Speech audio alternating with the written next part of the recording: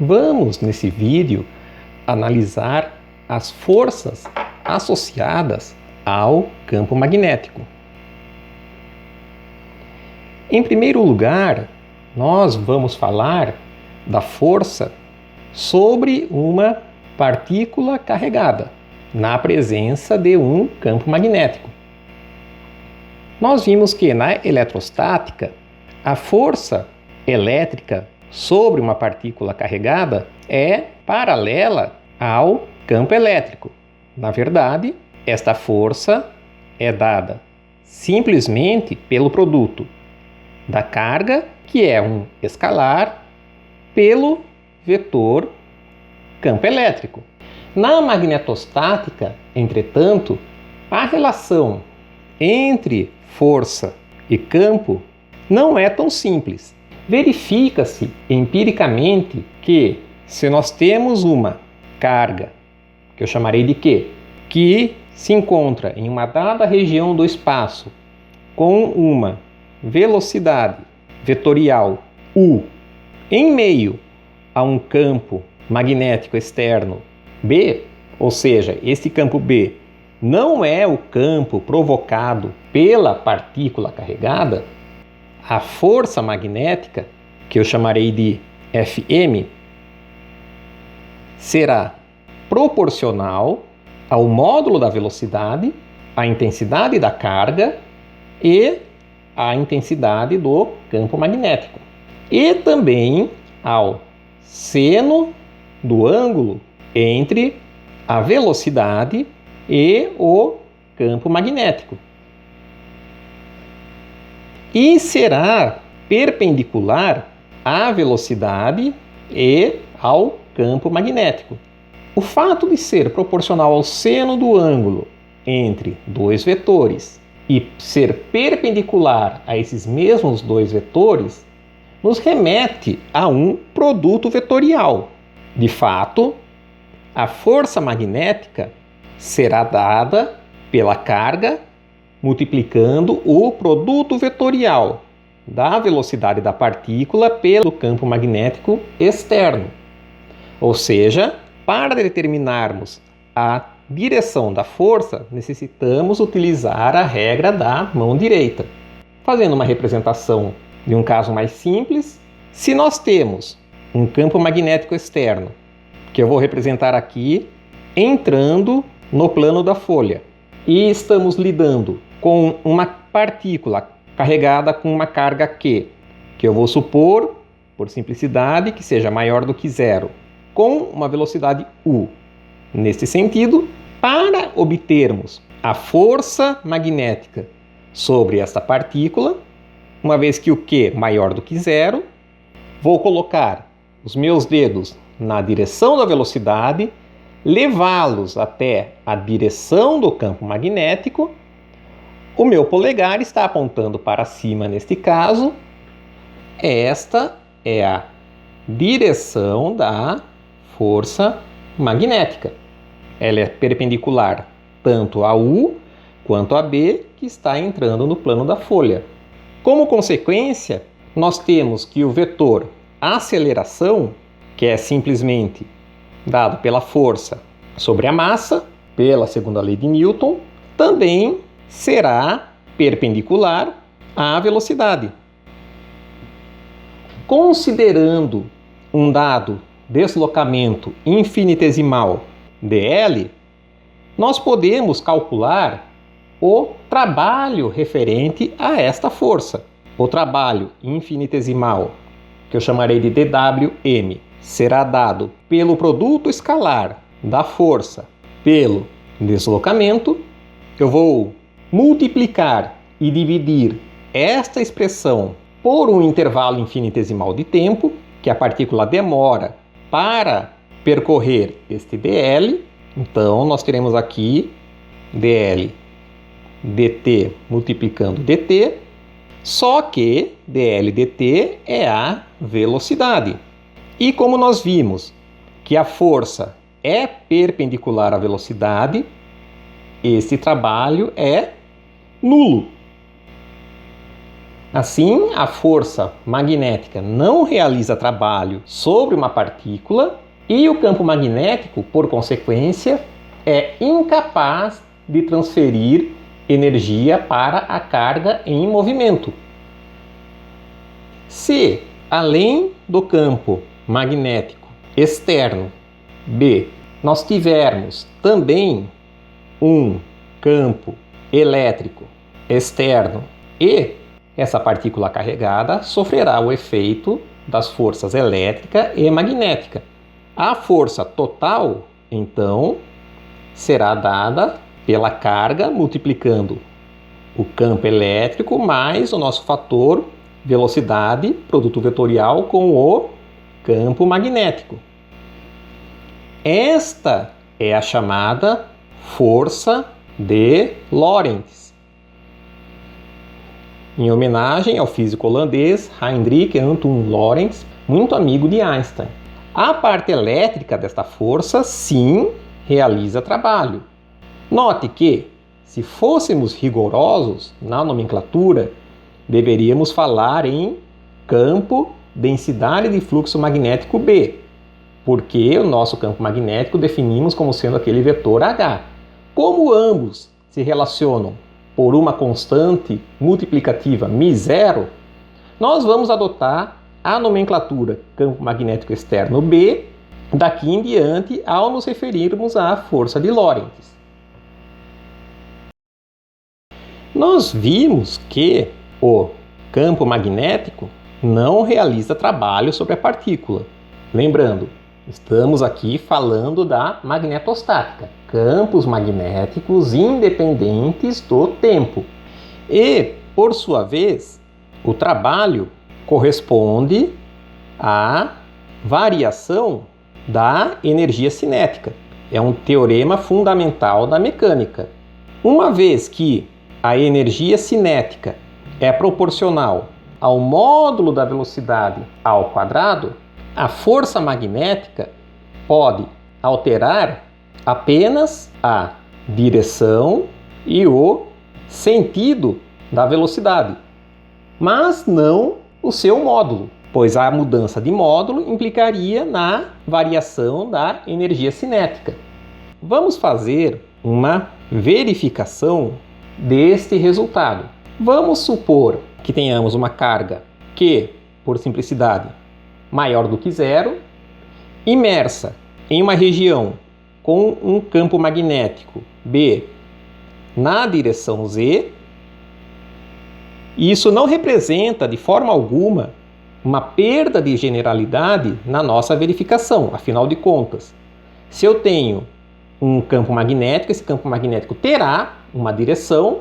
Basta eu ajustar o meu sistema de referências de tal forma que o meu eixo Z coincida com o eixo do campo magnético. E teremos uma velocidade dada inicialmente com componentes nas três direções: direção X, direção Y e direção Z. Esta é a nossa condição inicial. Sabemos que a força magnética é dada pela carga multiplicando o produto vetorial da velocidade com o campo magnético. Assim, calculando explicitamente esta força, a nossa velocidade. Inicialmente, vimos que ela possui componentes nas três direções. Vamos supor que, ao longo do tempo, de forma geral, ela mantém essa característica de estar presente nas três direções. Então, colocarei como U, em qualquer instante, um certo UX na direção X, mais UY na direção Y, mais o Z na direção Z, produto vetorial com o nosso campo, que se mantém constante na direção Z. Este produto vetorial é simples de ser feito e nos fornecerá carga multiplicando como resultado menos UX na direção Y mais UY na direção X vezes a intensidade do campo magnético. Uma vez que nós temos a força, nós podemos calcular a aceleração que esta partícula sofrerá? Simplesmente dividindo a força magnética pela massa da partícula, que nos fornecerá, podemos colocar os escalares juntos, multiplicando o y na direção x menos o x na direção y. E a aceleração, por sua vez, é a derivada temporal da velocidade. Isso corresponderá ao d dt dux na direção x mais o y na direção y mais o z na direção z. Simplesmente substituir o vetor u por suas componentes nas três direções retangulares. Comparando estes dois termos, temos uma igualdade vetorial, então suas componentes devem ser iguais. Logo, daqui, nós tiramos que componente x dux dt será igual a qb sobre m multiplicando o y. Componente y de uy dt será igual a menos qb sobre m multiplicando o x. E a derivada da componente z, como não tenho nenhuma componente z neste termo, será nula. Veja que a solução em z para esta equação é trivial. O z de t será simplesmente a velocidade z no instante inicial, que é o nosso u0z. Ou seja, no nosso exemplo, com o campo ao longo da direção z, a componente z não sofre variação. A componente da velocidade na direção do campo não sofre efeitos por este campo. Nós vamos ficar, então, com um sistema de equações diferenciais para x e para y que estão acopladas. É esse sistema de equações que devemos resolver para obter as velocidades. Vamos derivar novamente a primeira equação, que corresponde a ux. Ficamos com d2 ux dt2 igual a qb sobre m, que é a constante, multiplicando a derivada de uy. Porém, nós temos a derivada temporal de uy, que é dada por esta segunda equação do nosso sistema. Isolando duy dt, ficaremos com m sobre qb d2 ux dt2.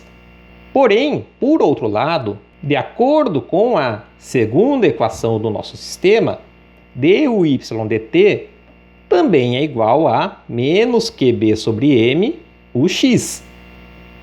Com isso, nós ficaremos, ao final, com d2 ux dt2 igual a menos qb sobre m ao quadrado ux.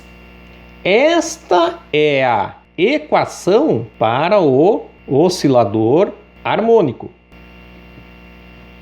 que admite como soluções uma superposição de senos e cossenos, tendo como argumento ômega-t, onde este ômega é exatamente este termo que está sendo elevado ao quadrado. Se nós derivarmos temporalmente o x, que acabamos de escrever aqui, nós obtemos o uy.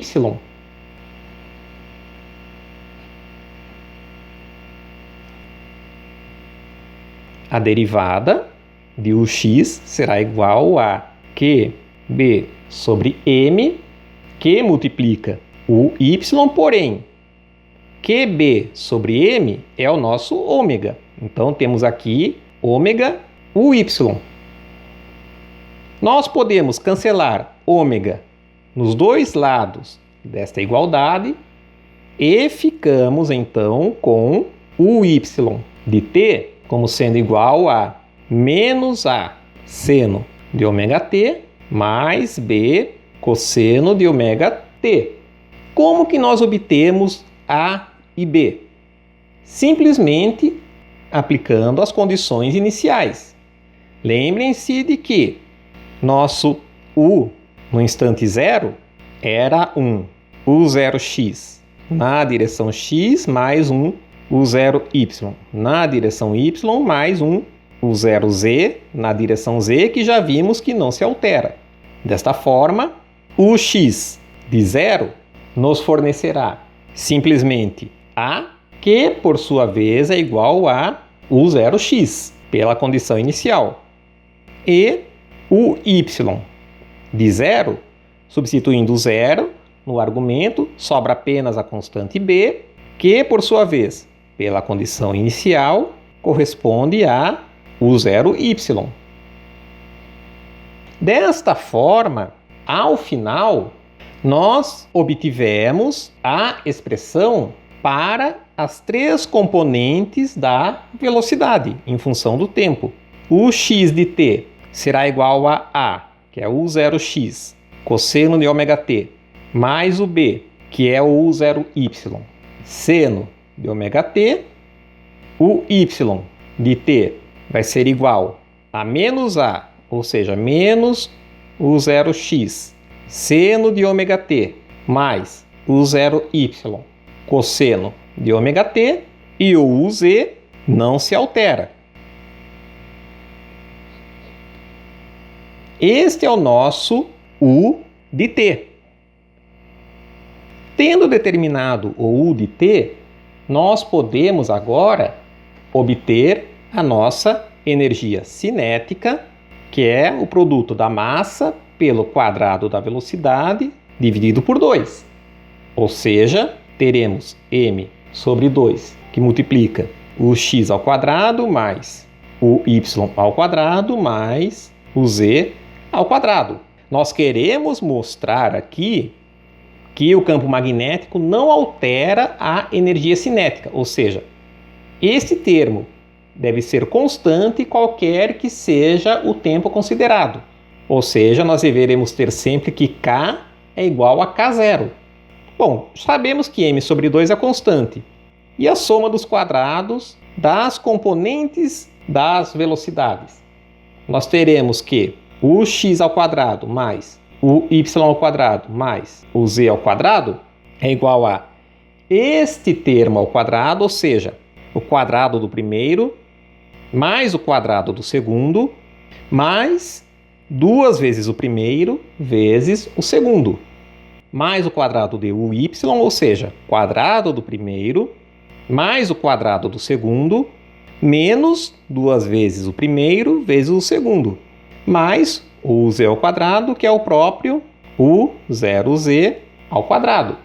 Note que este termo aqui se cancela com este termo.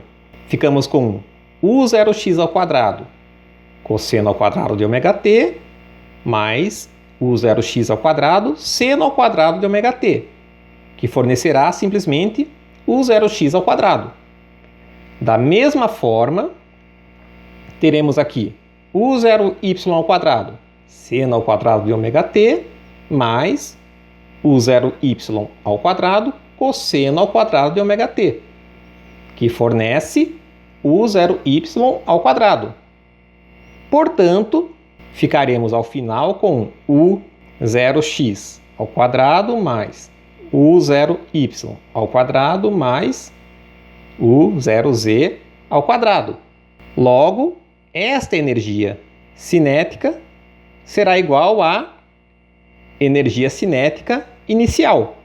A força magnética, de fato, alterou a direção e o sentido, porém não alterou o módulo da velocidade.